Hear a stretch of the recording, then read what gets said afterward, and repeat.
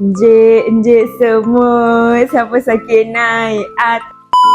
Kita ada komen daripada Cik Wawa, dia kata anak saya kena semut Charlie. Letak minyak ni set je kering dan sembuh tak tinggal kesan parut. Alhamdulillah.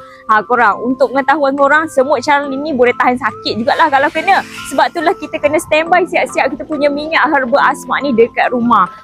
Anak korang yang mana terkena gigitan serangga macam anak Cik Wawa tadi ni, boleh terus sapukan sahaja kita punya minyak.